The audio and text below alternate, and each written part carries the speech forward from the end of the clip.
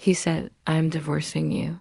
My hand instinctively went to my mouth, fingers pressing against my lips in a futile attempt to stop the gasp that threatened to escape. The words echoed in my ears, each syllable a nail hammered into the coffin of my composure. "I'm divorcing you." How could this be happening? I thought we had issues, but our problems always seemed surmountable. We had weathered storms together, our love a constant North Star guiding us through the choppy seas of marriage. What had I done to deserve this? As if reading my thoughts, Tyler continued, "Don't ask me why. All the answers you seek are locked inside that house. Once you hear them, you won't be asking any more questions." His voice dripped with a smugness that grated on my nerves, a stark contrast to the concern and love that usually colored our conversations. "What are you talking about?" I whispered, my voice trembling on the precipice of tears. But he wasn't interested in answering my question.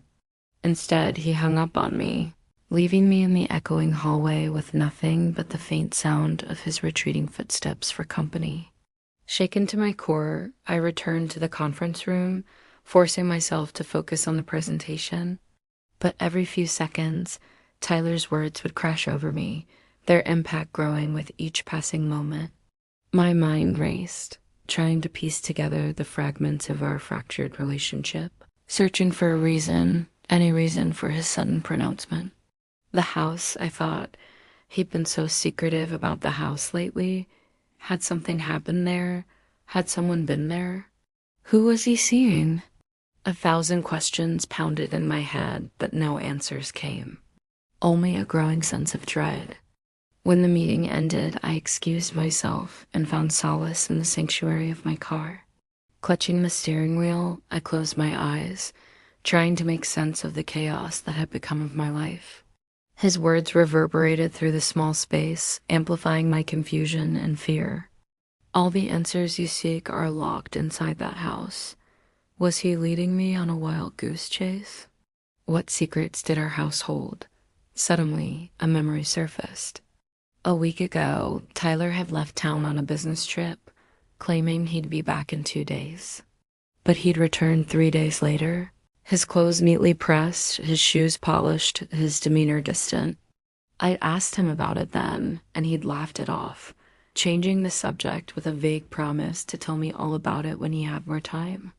At the time, his evasiveness had irked me, but now it seemed like a red flag, a warning I'd ignored.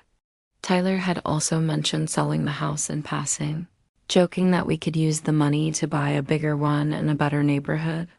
I'd laughed along with him then, never imagining that he was serious. Now, the thought of selling the house sent a shiver down my spine.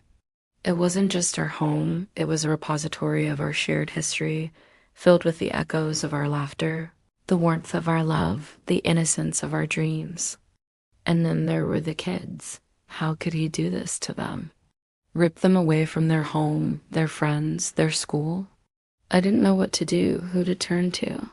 My friends and family were out of town for the weekend, and the weight of my problems felt too heavy to bear alone.